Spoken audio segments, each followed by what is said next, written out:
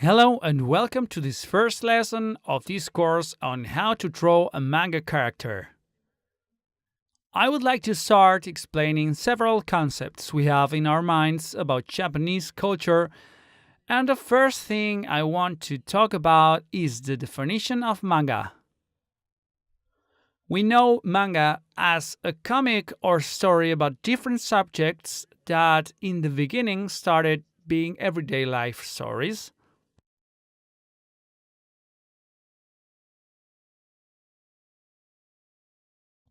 It has a wide range of genre, and there's been loads of adaptations known as anime, video games, and other types of novels that differ from classical manga. The literal translation of the word is doodles, and its pages have the singularity of being read from right to left.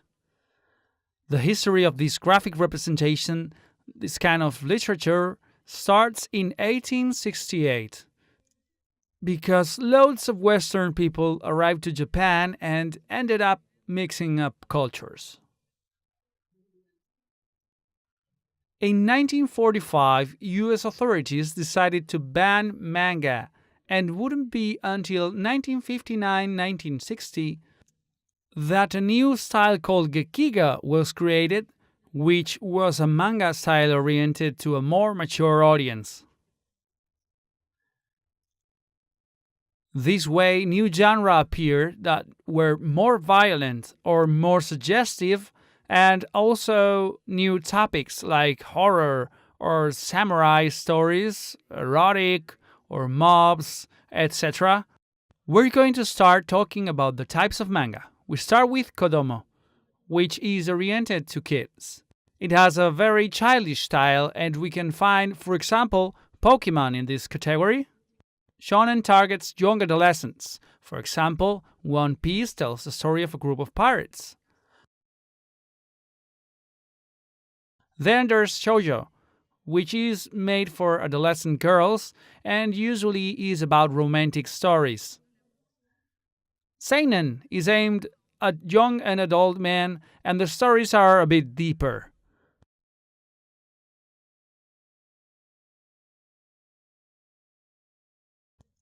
We can also find JOSEI, which is aimed at young and adult women and goes deeply into sentimental plots, but not as deep into romantic relations, which is thought to be a topic for teenagers, something more related to school.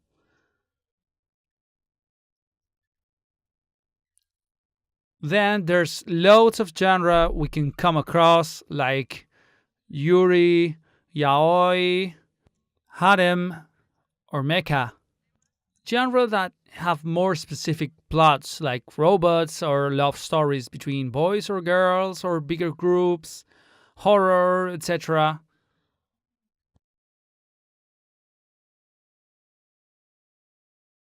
Okay, now we're going to begin with the definition of anime. Anime is the abbreviation Japanese use for the word animation. Usually, the rest of the world uses this word for Japanese animation and was traditionally hand-drawn because in the past all kinds of animation we know was made little by little, step by step.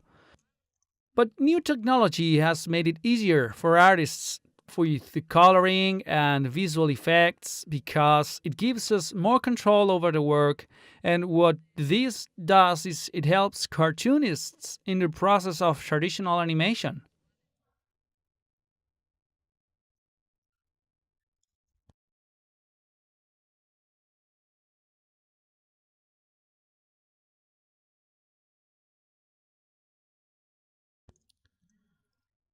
They have a characteristic style of drawing because its characters usually have big eyes and defined lines.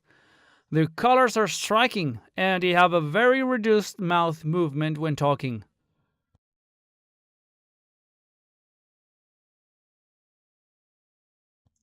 Anime goes back as far as 1917, but it wouldn't be until 1970 when it started going towards a different path in the animation world.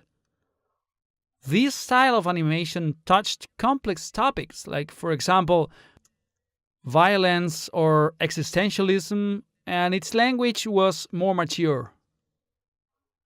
The drawing styles we can find can be quite diverse if we take into consideration that every style is different. For example, in BISHOJO, we find that the beauty of the women inside this style of drawing is based in them being well endowed, very beautiful, voluptuous, having a complex hair.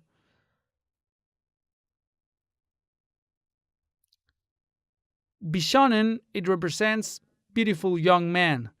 It's the opposite of BISHOJO, and the main characters are tall, thin male with pointed chin, loose wavy hair, features that are quite striking in Japanese culture and are not very common to females.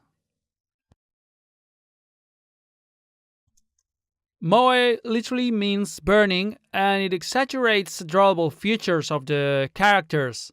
And it likes, but not in a sexual way. The only goal is to cause tenderness.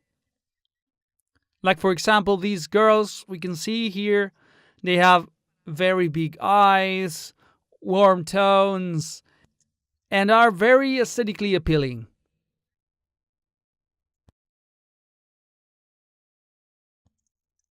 The last one is Chibi, which is the small version of a character.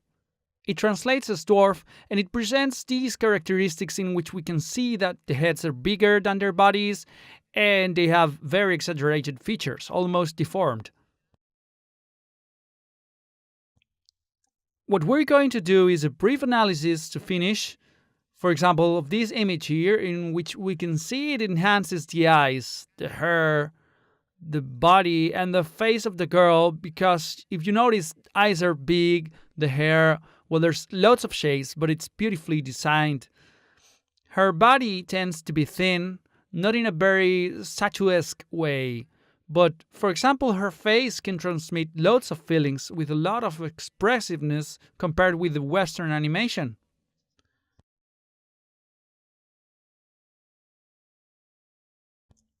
Besides this brief analysis in which we can see that the lights and the color is quite different from what we can usually see on an illustration, I also want to take the time to tell you that what we're going to do in future lessons is to stop a bit on each zone we can explain thoroughly and well.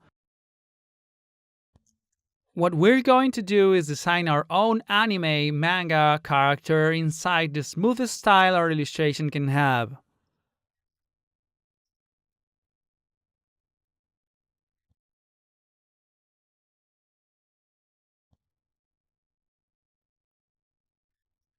We'll see each other in the next lesson and we'll begin with the bodies lesson. See you next time!